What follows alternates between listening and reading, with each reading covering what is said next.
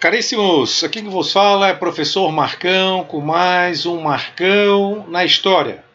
Continuando a nossa saga da história do Brasil Colônia. Bom, como nós vimos na postagem anterior, Cabral chegou ao Brasil. O Brasil oficialmente agora é colônia de Portugal. E será uma colônia de exploração, será explorado economicamente. Então, lembrando a vocês, nosso canal no YouTube, Marcão na História Marco, preparando-os para a ESA, SPSEC, vestibulares e o Enem. Lembrando que depois que nós tivermos um certo conteúdo, eu vou começar a postar também simulados para exercitar o nosso conhecimento do assunto abordado. Administração da colônia. O que os portugueses vão fazer então? Chegaram aqui, 1500, e a partir daí o que acontece? Aula 3. Os primeiros 30 anos no Brasil. Período pré-colonial. É chamado de período pré-colonial porque não houve povoamento. Não houve colonização. O que é colonização? Povoamento da colônia. Mas o Brasil estava sob o domínio de Portugal e então é considerado, dentro do contexto, o período colonial, mas é um período pré-colonial. Vamos começar ainda. Aula 3, parte 1. Período pré-colonial e o ciclo do pau-brasil. Essa gravura aqui mostra bem a situação que nós vamos abordar. Os indígenas carregando a madeira, o pau-brasil. Nós vimos aqui portugueses, o litoral do Brasil, nós vimos portugueses. E o que é que isso representa? É que eles encontraram no Brasil apenas o pau-brasil, uma madeira utilizada para tingir tecidos, que tinham valor razoável no mercado europeu. Mas eles buscavam essa madeira lá na Ásia. E agora encontraram uma floresta no Brasil. Do Rio de Janeiro até o Rio Grande do Norte é uma floresta do pau-brasil. E o pau-brasil, o miolo do pau-brasil, ele tem uma cor de brasa, por isso que nós temos o nome Brasil, cor de brasa, que era transformado em tinta para tingir tecidos, porque naquela época era moda a cor vermelha. Então, olha só, no início, 1500, 1530, os portugueses não se entusiasmaram. Porque o negócio deles era as Índias, Oriente, especiarias, artigos de luxo, que já falamos nas postagens anteriores. O que vai acontecer então? Eles só irão se preocupar quando outros países começaram a cobiçar o Brasil. O interesse vai surgir quando outros países irão cobiçar o Brasil, as riquezas do Brasil e, no caso aqui, o pau-brasil. Porque o Brasil foi dividido, a América foi dividida entre Portugal e Espanha, pelo Tratado de Tordesilhas, que nós já discutimos muito nas postagens anteriores. Já falei muito sobre o pau-brasil, sobre o Tratado de Tordesilhas em 1494. Com o pau-brasil veio o interesse. Os franceses, holandeses, ingleses não reconheciam o Tratado de Tordesilhas. Como é que eles chamavam o Brasil? Vocês lembram? Já comentei. Terra de ninguém. Então ele achava uma folga dos reis de Portugal e Espanha querer dividir o mundo entre eles. A Europa, tudo bem, mas o resto do mundo é deles daí. Tanto pegando África, Oriente e tudo, na maior cara de pau. Bom, a exploração do pau-brasil era um estanco, quer dizer o seguinte, era exclusivo do rei de Portugal. Era monopólio do rei. E surge então um interesse comercial exatamente porque o pau-brasil tinha essa possibilidade de fornecer a tinta para tingir os tecidos. E nesse momento, então, os portugueses começaram a olhar e vendo que os franceses, holandeses também estavam olhando, ingleses também. Aqui eu tenho um exemplo do pau-brasil. Aqui nós temos o artesão tingindo o tecido e a madeira cortada aqui nesse meio é que é exatamente onde sai a tinta, essa resina vermelha. Aqui embaixo, vou mostrar para vocês agora uma foto sensacional. Olha que dá para ver direitinho a resina, tá vendo aqui, ó? Pau-brasil, cor de brasa, tinta vermelha para tingir tecidos. Aqui dá para ver bem claramente a resina em vermelho. Primeira riqueza do Brasil, em abundância, largas faixas da costa brasileira, como eu já falei, do Rio de Janeiro até o Rio Grande do Norte. Eles cortavam geralmente a madeira e que tinha lá o seu 1 metro de diâmetro e 15 metros de altura. E com isso eles faziam em toras cortadas, levadas para os navios, que será revendida na Europa. Olha só, Rio de Janeiro, esse mapinha aqui, ó, a costa do pau-brasil. Rio de Janeiro, subindo até Pernambuco, pegando até um pedaço do Rio Grande do Norte. Aqui nós temos uma mata fechada. Aqui vocês podem olhar a expressão aqui, ó, feitoria. Feitoria de fortalezas construídas de madeira para estocar a madeira cortada e também dar proteção aos portugueses. Os indígenas serão utilizados para cortar madeira e depois levá-los até os navios que chegavam para serem carregados. E é um trabalho nômade, porque olha só, eles vão, tem as feitorias, e essas feitorias eram as fortalezas. Conforme for acabando o pau-brasil, eles estão indo embora. Vão para outro lugar, para outro lugar, para outro lugar. No século XVII, praticamente extinguiram o pau-brasil. Sobraram algumas árvores apenas.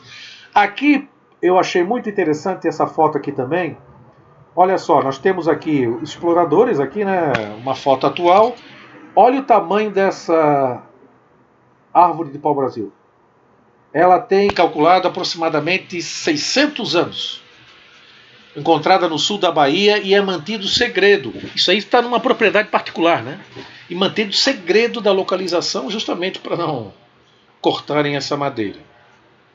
Olha uma árvore com 600 anos. Que coisa maravilhosa, né? A atividade de exploração é nômade, não tem núcleo colonial fixo, não tem colônia, ninguém veio para ficar, veio para tirar madeira e ir embora. Não tem ocupação, não tem preocupação de povoamento. Feitorias construídas, no total de 5 feitorias, nos pontos do litoral, que eu já falei para vocês, que eram fortalezas para armazenar e defender os portugueses, né? Lá eles passavam a noite. Eu quero que vocês imaginem que eles estão numa floresta. Imagine que não tem de problemas nas florestas. Sorte deles que os indígenas eram pacíficos. Se bem que eles tinham as armas de fogo para protegê-los também. Pegavam os navios, enchiam de madeira que estava estocada na feitoria e levavam para a Europa. Como já falei, não vai gerar núcleo de povoamento. Vai devastar a Mata Atlântica, devastação do pau-brasil no século XVII já.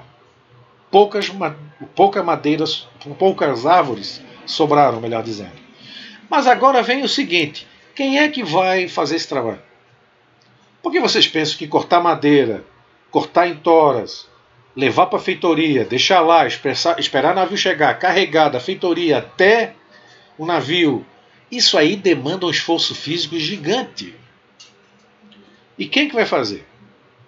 Os indígenas que estavam aqui em grande quantidade.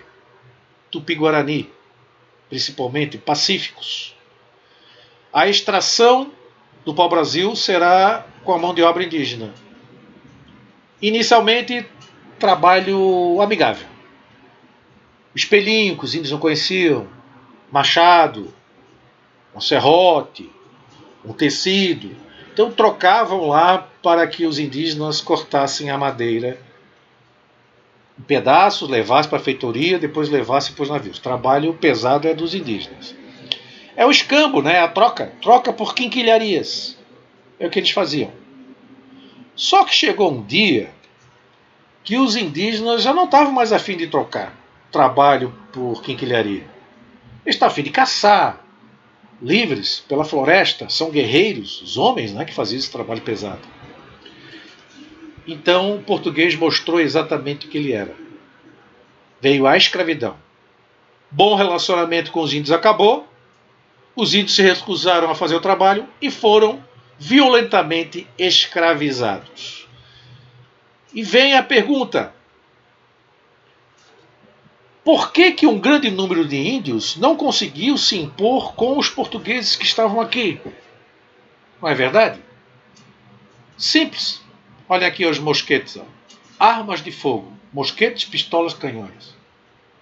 Não tinha como resistir. O tiro de canhão matava muitos indígenas. Então, através do medo e da morte de indígenas, que outros presenciaram, ele saiu então para o apresamento, para pegar os índios, para levá-los para serem escravizados. Aqui a gente começa uma nova fase, né? Os índios vão trabalhar na marra para os portugueses. Outra ilustração aqui, carregando as toras, navio aqui, portugueses fiscalizando, os indígenas cortando com machado, com serrotes, com serras, e, obviamente, a partir do momento que estão escravizados, eles serão guardados, amarrados, acorrentados, para no outro dia fazer novamente o mesmo trabalho. Os franceses, que não reconheciam o Tratado de Tordesilhas, que nós já discutimos, já falei para vocês nas aulas anteriores, eles, na verdade, consideravam o Brasil terra de ninguém. E quando eles descobriram que a notícia do pau-brasil aqui, em grande quantidade, começaram a vir para cá para extrair o pau-brasil. E os portugueses começaram, então, a combatê-los. Porque eles não iam pagar tributo nenhum, porque o Brasil era terra de ninguém. Não reconhecia o Tratado de Tordesilhas. Só lembrando aqui, né? O Tratado de Tordesilhas foi traçado uma linha imaginária a 370 léguas a oeste das ilhas de Cabo Verde, entre Portugal e Espanha. As terras a oeste ficariam para a Espanha, olha aqui, a oeste, e a leste é Portugal. Olha só, né? Pegaria até a África aqui, se fosse o caso. Mas pegava o litoral do Brasil, que era então de Portugal, o Tratado de Tordesilhas. E pergunta a vocês, tratado feito entre Portugal e Espanha, e a Holanda? E a França? E a Inglaterra, que eram países que estavam surgindo nessa época também, não vão ter direito nenhum? Então, os europeus, fora espanhóis e portugueses, não reconheciam o Tratado de Tordesilhas. Não reconheciam.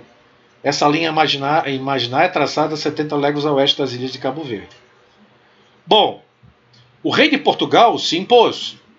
É monopólio nosso. Só nós podemos fazer o comércio do pau-brasil, a não ser que a gente autorize alguém a fazer mediante pagamento de tributos. Então, o rei de Portugal autorizava a exploração mediante o pagamento do tributo que eles queriam. Então apareceu um judeu chamado Fernão de Noronha, que disse o seguinte: olha, eu vou pagar para vocês então e eu quero extrair o pau-brasil, por conta e risco meu. Só tinha um problema. Fernão de Noronha, sendo judeu, ele não era cristão. Naquela época, Portugal e Espanha, cristãos católicos fervorosos. E no caso de Portugal, o rei fez uma coisa interessante. Ele obrigou Fernando de Noronha a se tornar cristão. Judeu se tornando cristão, acredite. Foi batizado. É o cristão novo. Cristão novo. Virou cristão católico Fernando de Noronha. Aí ele pôde fazer o comércio. Depois que acabou a negociação, ele virou judeu de novo, porque ele era judeu. Então a ilha de Fernando de Noronha é uma homenagem a ele. O que ele veio para cá? Extrair. Tirar. Extração não é repor. Ele veio extrair, predatória, esgotando essa riqueza natural. A Mata Atlântica, essa rica floresta no Brasil, que hoje resta aproximadamente 8%, e estão em propriedades particulares, com esse mapinha aqui, dá para perceber realmente como foi devastador essa extração. Olha aqui nós temos a Mata Atlântica original, e aqui nós temos o que sobrou. Por aqui que está o pau-brasil, aquele que eu falei para vocês, aqui, né, nessa região da Bahia. Então, remanescentes 7% em propriedade particular, para preservar a Mata Atlântica. A floresta de pau-brasil foi toda dizimada já no século XVII. Primeiras expedições para o Brasil. Então os caras chegaram, o Cabral chegou em 1500, agora 1501. Um aninho. Gaspar de Lemos, vem para cá. O que ele vem fazer? reconhecer, explorar. Junto dele veio o Américo Vespucci, aquele mesmo que foi viajar com Colombo, que recebeu o nome do novo continente, América, em homenagem a ele, que descobriu que era o novo continente, não o Colombo que achava que eram as Índias. O que ele encontrou? Grande quantidade de pau-brasil. Fizeram o trabalho de cartografia, os acidentes geográficos colocando o nome de santos em homenagem ao santo do dia ou festas religiosas, e o trabalho cartográfico, o mapa, para poder reconhecer essa nova terra, 1501. Segunda expedição, Gonçalo Coelho. Todas as expedições têm trabalho de cartografia, tá? Sempre. 1503, Gonçalo Coelho. Veio o Américo Vespucci de novo. Agora o que ele faz? Ele traz o Fernando de Noronha para conhecer a região e começar a extração do pau-brasil. Em 1516 e 1526, são datas separando aqui 10 anos aqui, foi mandado expedições de guarda-costas, expedição do Cristóvão Jacques, expedição militar. Para quê? Para expulsar os franceses, prender os franceses, porque estavam comercializando o pau-brasil. Então, um conflito entre franceses e portugueses, caráter militar. Objetivo: aprisionar os franceses. Resultado pouco significativo. Por quê? O litoral é muito grande. É uma agulha no palheiro para achar os franceses. Eles conseguiram ainda capturar 3 navios e provocar a morte de 300 franceses. Mas isso aqui é um tiro no escuro, muito difícil controlar. E o Cristóvão Jacques então deu um conselho para o rei: olha, só tem uma saída. Colonizar. O litoral é muito extenso. Tem que colonizar. O que é colonizar? Povoar a colônia. Essa divisão do mundo entre Portugal e Espanha também vai provocar a pirataria, que eu já comentei em outras postagens, para vocês entenderem como a coisa era intensa. Além dos franceses virem para cá, também tem a pirataria. E além dos piratas, que eram realmente piratas, bandidos, existiam os corsários, que eram piratas que eram, na verdade, não eram piratas, eles eram financiados por por Holanda, França, Inglaterra. Eles eram financiados por eles para cometerem atos de pirataria contra portugueses e espanhóis. Tiravam a bandeira dos navios, inclusive navios da Marinha Inglesa, por exemplo. Tirava a bandeira da Marinha Inglesa, botava a bandeira pirata, trocavam o nome, os caras botaram roupa de pirata, deixavam a barba crescer, os militares da Marinha Inglesa saíam atacando navios portugueses e espanhóis, roubando a mercadoria e levando para a Inglaterra.